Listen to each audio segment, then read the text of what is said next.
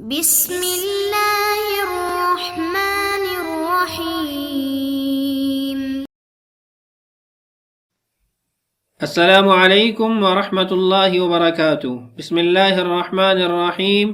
عزیز طلبہ، امید کرتا ہوں کہ آپ سب خیریت سے ہوں گے۔ آج ہم باقاعدہ طور پر علم الصیغہ کا مقدمہ شروع کر رہے ہیں، جس کے اندر سب سے پہلا سبق ہے الکلمۃ و اقسامھا، یعنی کلمہ اور اس کی اقسام۔ آج کے سبق کے اندر ہم کلمہ کے متعلق جانیں گے اور کلمہ کی اقسام کے بارے میں جانیں گے۔ تو باقاعدہ طور پر سبق شروع کرنے سے پہلے مقدمہ کا خلاصہ آپ کے سامنے رکھ دیتا ہوں، تاکہ آپ کو معلوم ہو کہ ہم مقدمہ کے اندر کون کون سی چیزیں پڑھیں گے۔ تو آئیے مقدمہ کا خلاصہ نقشے کی صورت میں دیکھتے ہیں۔ ہم اس مقدمہ کے اندر سب سے پہلے کلمہ پڑھیں گے کہ کلمہ کس کو کہتے ہیں، الکلمۃ۔ پھر اس کے بعد کلمہ کی اقسام ہے الفعل، الاسم، الحرف، فعل، اسم اور حرف۔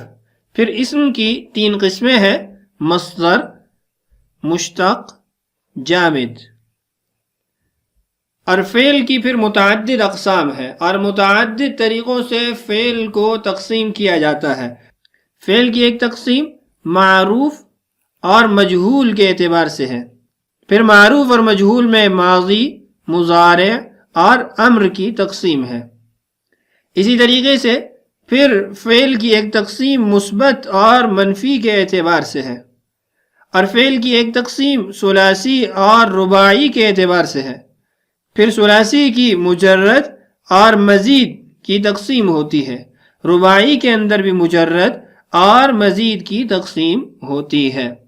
اسی طرح فعل کی ایک تقسیم صحیح، محموز، معتل اور مضاعف کے اعتبار سے ہوتی ہے۔ پھر محموز اور معتل کو بھی مزید آگے تقسیم کیا جاتا ہے۔ ذرا دیکھیے گا، محموز کی 3 قسمیں ہیں، محموز الفا، محموز العین، محموز اللام۔ اور معتل کی بھی متعدد اقسام ہیں، مثال اجوف، ناقص، لفیف۔ پھر لفیف کی 2 قسمیں ہیں، لفیف مقرون اور لفیف مفروغ۔ تو یہ مکمل نقشہ ہے جو ہم مقدمہ کے اندر پڑھیں گے۔ مقدمہ میں ہم جانیں گے کہ کلمہ کس کو کہتے ہیں، پھر کلمہ کی 3 اقسام اسم، فعل اور حرف کس کو کہتے ہیں، پھر اسم کی ہم تقسیمات جانیں گے، فعل کی تقسیمات جانیں گے، اور جب ہم ان تمام اصطلاحی الفاظ سے متعارف ہو جائیں گے، اس کے بعد ہم آگے ابواب کی ابتدا کرتے ہوئے ان کی تفصیلات کو پڑھیں گے۔ تو آئیے اب اپنے عنوان کی طرف لوٹتے ہیں، الکلمۃ واقسامھا، کلمہ اور اس کی اقسام۔ الکلمۃ واقسامھا، کلمہ اور اس کی اقسام۔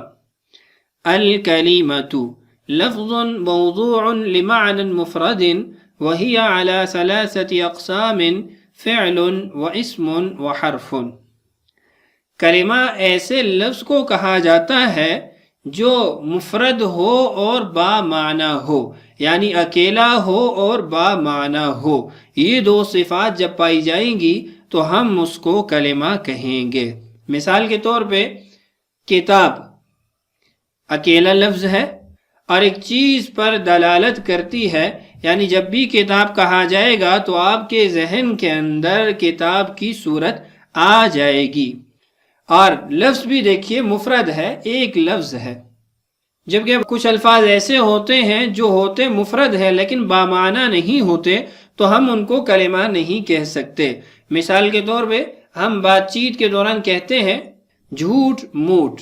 اب جھوٹ بامعنی لفظ ہے کہ جب بھی بولا جاتا ہے تو ذہن میں یہ بات آتی ہے کہ جھوٹ خلاف حقیقت بات کو کہا جاتا ہے، اور جو اس کے ساتھ ہم موٹ کہتے ہیں اس کا کوئی معنی نہیں ہوتا، حالانکہ وہ بھی مفرد لفظ ہے۔ اس کو کلمہ نہ کہنے کی وجہ یہ ہے کہ وہ با معنی نہیں ہے۔ تو یہ بات ذہن میں رکھیے گا کہ کلمہ ایسے اکیلے لفظ کو کہا جاتا ہے جو با معنی ہو۔ کلمہ کی 3 قسمیں ہیں، فعل، اسم اور حرف۔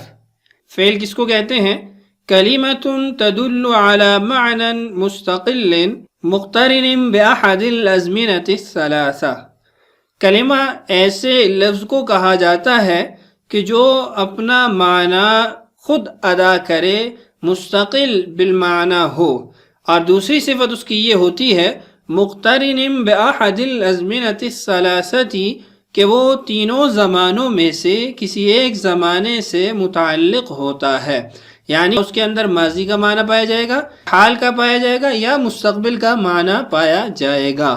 تو فعل کی دو صفات ہو گئی، پہلی صفت کہ وہ اپنا معنی ادا کرنے میں مستقل ہو، اور دوسری صفت کہ وہ ماضی، حال، مستقبل میں سے کسی ایک زمانے کے ساتھ متعلق ہوگا۔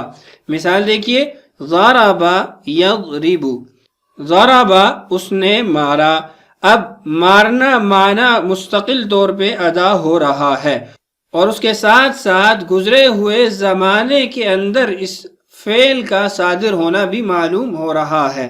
یضرب وہ مارتا ہے یا مارے گا، جہاں مارنے کا معنی ادا ہو رہا ہے وہیں حال اور مستقبل کا معنی بھی ادا ہو رہا ہے۔ تو فعل کی تعریف کیا ہوئی کہ ایسا کلمہ جو مستقل طور پر معنی ادا کرے اور کسی ایک زمانے کے ساتھ متعلق ہو۔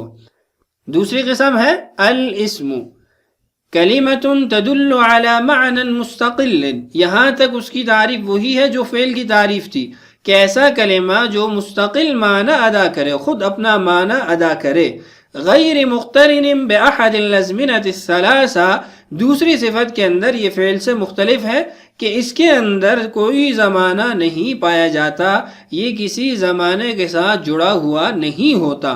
مثال دیکھیے، زید بکر، اب زید بکر ذات پر دلالت تو کر رہے ہیں، ایک ذات کی خبر تو دے رہے ہیں، لیکن ان کے اندر ماضی، حال، مستقبل میں سے کوئی زمانہ نہیں پایا جا رہا۔ تیسری قسم ہے الحرف، حرف، کلمۃ تدل علی معنی غیر مستقل ولا يفهم معناه بدون ضم کلمۃ اخرى، ایسا کلمہ جو مستقل طور پر کسی معنی کو ادا نہیں کرتا، ولا يفهم معناه بدون ضم کلمۃ اخرى، اور اس کا معنی کسی اور کلمہ کے ساتھ جوڑے بغیر سمجھ میں نہیں آتا، جیسے من، الی، عن۔ اب من سے الی کی طرف، عن کے متعلق، اب یہ حروف جب بولے جائیں تو کوئی خاص چیز ذہن میں نہیں آتی، کسی خاص معنی پہ دلالت سمجھ میں نہیں آتی۔ اب کوئی شخص من من من سے کہتا رہے تو کوئی فائدہ نہیں ہوتا، کوئی معنی ذہن میں نہیں آتا کہ یہ کیا کہنا چاہ رہا ہے، کس چیز پہ دلالت کرنا چاہ رہا ہے۔ لیکن جب اسی حرف کو کسی کلمہ کے ساتھ جوڑا جائے تو اس کا معنی بھی حاصل ہو جاتا ہے اور اس کے استعمال کا فائدہ بھی ظاہر ہو جاتا ہے۔ مثال کے طور پہ من کو ہی اگر مسجد کے ساتھ جوڑ دیا جائے، من المسجد، مسجد سے، تو اس سے من کا معنی ظاہر ہوتا ہے اور اس کی دلالت بھی سمجھ میں آتی ہے۔ اسی طریقے سے الی المسجد، عن المسجد، مسجد کی طرف، مسجد کے متعلق۔ تو جب یہ حروف کسی اور کلمہ کے ساتھ ملتے ہیں پھر معنی ادا کرتے ہیں، مستقل طور پر یہ اپنا معنی خود ادا نہیں کر سکتے۔ تو یہ تھا آج کا ہمارا پہلا سبق، جس کے اندر ہم نے کلمہ اور اس کی اقسام کو جانا ہے۔ اس کے بعد اسی سبق کا ترجمہ آپ کے سامنے پیش کیا جاتا ہے۔ مقدمہ، کلمہ کی تقسیم اور اس کی اقسام کے بیان میں۔ کلمہ کس کو کہتے ہیں؟ لفظ موضوع مفرد کو کہتے ہیں۔ کلمہ کی 3 قسمیں ہیں، فعل، اسم اور حرف۔ فعل کس کو کہتے ہیں؟ وہ کلمہ جو تینوں زمانوں یعنی ماضی، حال اور مستقبل میں سے کسی ایک زمانے کے ساتھ مستقل معنی پر دلالت کرے، جیسے ضربہ، مارا اس ایک مرد نے، زمانہ گزشتہ میں، یضرب، مارتا ہے یا مارے گا وہ ایک مرد زمانہ موجودہ یا آئندہ میں۔ اسم کس کو کہتے ہیں؟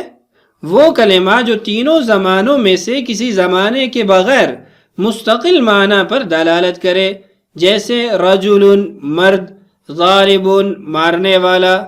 حرف، وہ کلمہ ہے جو ایسے معنی پر دلالت کرے جو مستقل نہ ہو، یعنی جو دوسرے کلمہ کے ملائے بغیر سمجھ میں نہ آئیں، جیسے من، سے، الا تک۔